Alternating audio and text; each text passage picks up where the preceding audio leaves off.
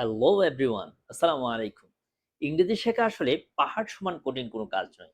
মাত্র একটি স্ট্রাকচার ব্যবহার করে তুমি তোমার দৈনন্দিন জীবনের সব ইচ্ছে প্রকাশ করতে পারবা। আজকের ক্লাসে আমরা শিখব আই ওয়ান্ট টু এর ম্যাজিক ব্যবহার। এই ভিডিওটি শেষ করার পর তুমি নিজে ইংরেজিতে গড়গড় করে কথা বলার টেকনিক শিখে নিতে পারো। ইনশাআল্লাহ ভিডিওটি দেখলে তুমি উপকৃত হবা। সো কথা না বাড়িয়ে শুরু করা যাক। আই ওয়ান্ট টু মানে হলো আমি চাই।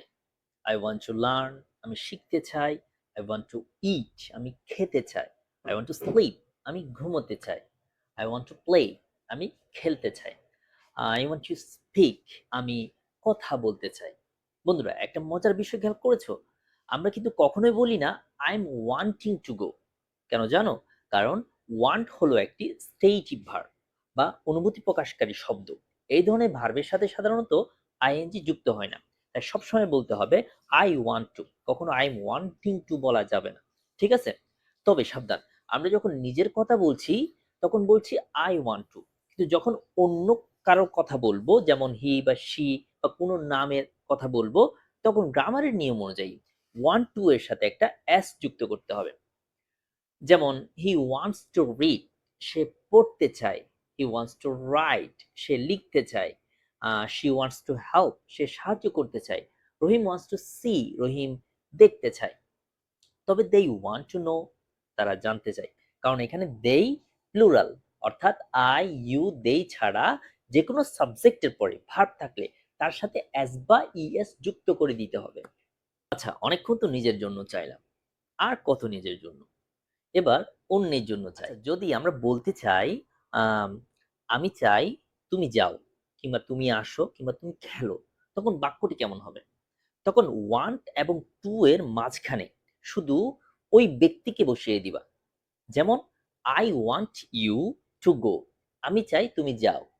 I want him to come আমি চাই সে আসুক।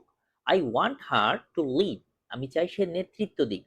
I want them to play আমি চাই তারা খেলুক। I want you to listen আমি চাই তুমি শোনো। অনেকের মনে প্রশ্ন জাগতে পারে, আমরা কেন আই ওয়ান্ট টু ইটিং বা আই ওয়ান্ট টু গোস বলছি না? কারণ হলো এটি গ্রামারের একটি বিশেষ নিয়ম।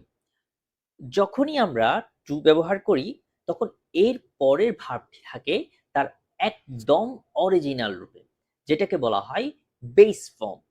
একে ইংরেজিতে ইনফিনিটিভ বলা হয়। তাই মনে রাখতে হবে টু এর পরে নো আইএনজি, নো ইডি বা no S by S, only base form. আচ্ছা, অনেকক্ষণ তো চাইলাম, এবার আমরা যদি না চাই তখন কি হবে? তখন শুধু একটা ডোন্ট বসিয়ে দিলেই কাজ শেষ। যেমন I don't want to change আমি পরিবর্তন করতে চাই না। I don't want to understand আমি বুঝতে চাই না। I don't want to travel আমি ভ্রমণ করতে চাই না। I don't want to meet you আমি তোমার সাথে দেখা করতে চাই না। I don't want to improve my English আমি আমার ইংরেজি উন্নতি করতে চাই না। আচ্ছা, আমরা যখন অন্যের ইচ্ছা জানতে চাইবো তখন কিভাবে বলবো? সিম্পল, তখন বাক্যের শুরুতে একটি ডু বসিয়ে দিলে কাজ শেষ।